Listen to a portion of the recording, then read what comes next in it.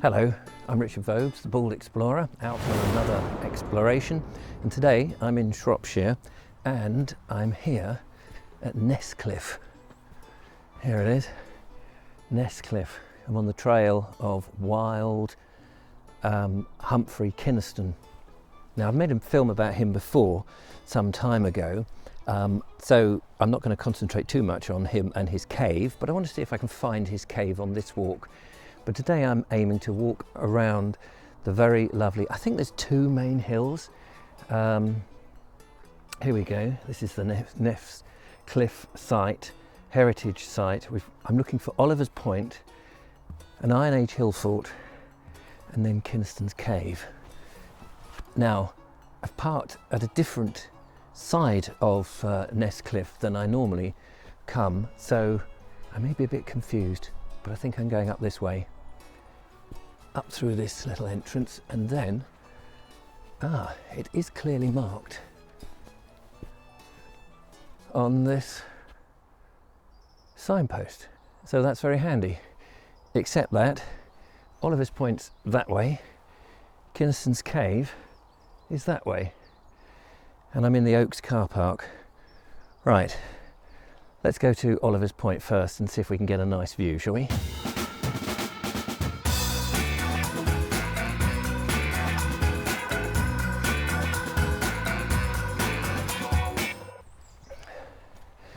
Right, I'm starting to climb now, and actually you can see here the whole hill is based on, or sits on, or is made from great load of red sandstone. Have a look at this. There we are, look. You can't see that it's red, but if you could chip that away, this very beautiful red colour would come out.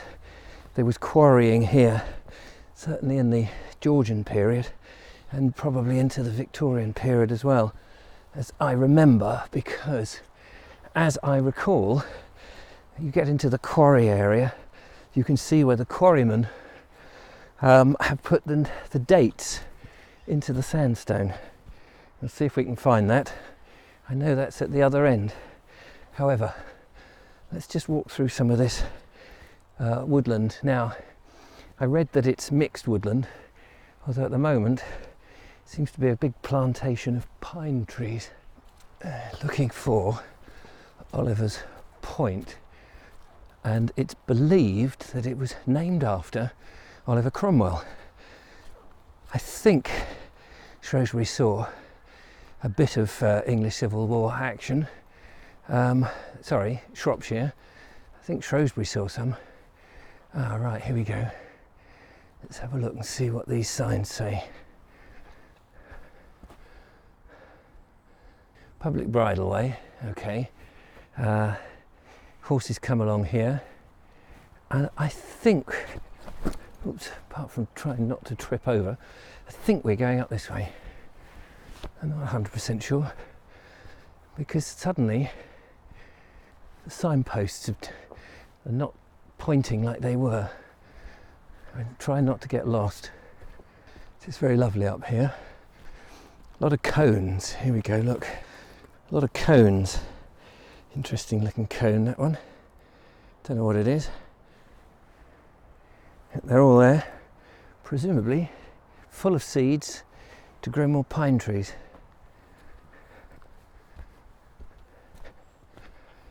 Here we go. It's a bit grubby, but it tells us what we need. Iron Age hill fort. Can't read it. Some vandals have scratched out all the information on there, which is a bit of a shame. But we know that Iron Age was what, 2000 BC, something like that. There's some rock here. Sandstone's quite heavy. Even that little small piece in my hand. It's a hardy rock, actually. Just where I've thrown it down, you can see. Here we go. Get a bit of that red. If I come over here into the sun, perhaps you'll see that a bit better. Beyond here is clearly the ditch that's circumnavigated the hill fort, and if I walk over here, this must have been an old entrance. Let's go through and have a look.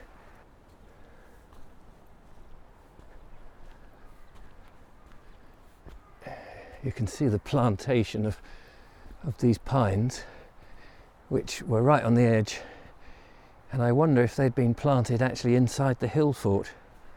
We get a sense that the hill fort is quite big. I don't know how big it is. I know that the Nesscliffe area of these heritage site is, I forget how many hectares it is, but I read on the website it was equivalent to 140 football pitches.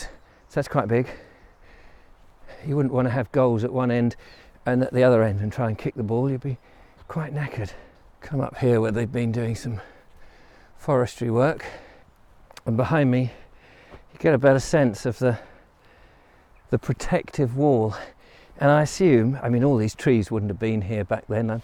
I'm sure the Neolithic people would have cleared it before the Iron Age, and I guess like so many Iron Age hill forts, because there would have been woods around, I'm assuming probably a palisade of wood as well as the ditch.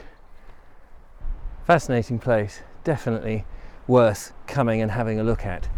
Now, I think from memory this must be Oliver's Point. Let's go and have a look. I don't think realistically it has anything to do with Oliver Cromwell. I just think that perhaps some sympathisers to the Roundheads put it here. I'm pretty convinced this is the spot, just from memory. A lot of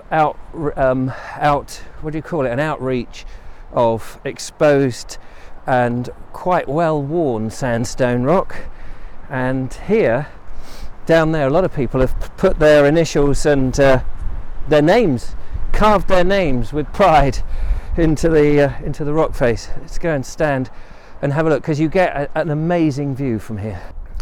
I'm actually looking out towards Wales behind me here. You've got the Welsh hills in the distance there. There's a bit of a wind, bit of a cold wind actually blowing up on me. That's not very comfortable, but it's actually quite lovely in the sun. There's quite a bit of heat hitting me from that side, and then there's this cold wind coming from over here.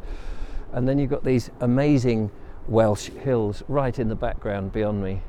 It drops down. I think my car must be parked that side somewhere. Just come back here and have a look at some of these rocks, because here something was clearly in this hole, and I have no idea what. Right, I'm back on the move now. I'm on the other side. I guess this must be the west side of the hill fort. Not really sure if there was a western gate, but I'm just coming down. You can't really tell so much, but that does seem to be the far slope of it. I've noticed that there is a ton of the old rhododendrons here, and you can see that they're just getting ready to bud and flower. Everything's been quite early this year, which is fantastic really. We've had some amazing weather. I've enjoyed this winter. But we'll leave this and we'll leave the view at Oliver's Point, and we go across this. I think this is the sort of picnic area. There's a signpost there, but I'm pretty certain if we just keep going this way we'll come to Kynaston's cave. Let's have a look, see what he says. That's Oliver's Point there, and oh yeah, Kynaston's cave. Right, that way.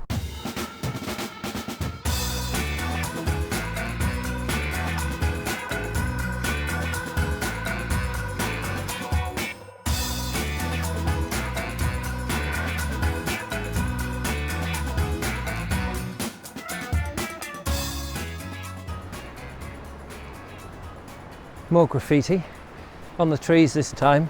That's actually, this place is littered with it. If you look, people come up, carve their names, not only in the stone clearly as in the trees. If I come over here, you'll see now a bit more of a view. You've got this fence, because down there is where the quarry is, and they've got this fence here to stop you from accidentally falling down. But right over there you've got various hills, and I believe one, I think, is Rodney's Pillar, and I have been there before. We'll just go down here and we'll get to the quarry in a second. I'm heading down there, which probably on camera doesn't look very much. To me, however, it is quite steep, and I'm going very carefully because the stones are wet under all this these pine needles. But as I come down, you'll see I am right next to the quarry, which is just here, and that is a severe drop that you don't want to fall down if you can possibly help it. I'm not great with heights, and even looking at it makes me nervous.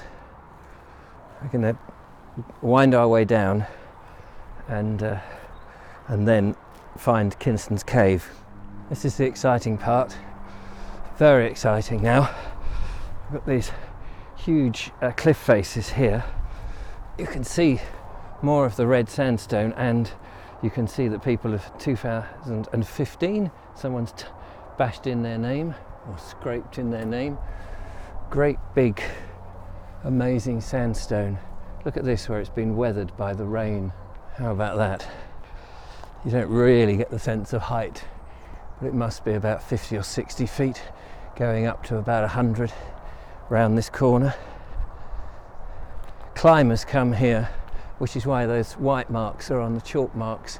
Climbers come to climb. I'm surprised there's nobody here already.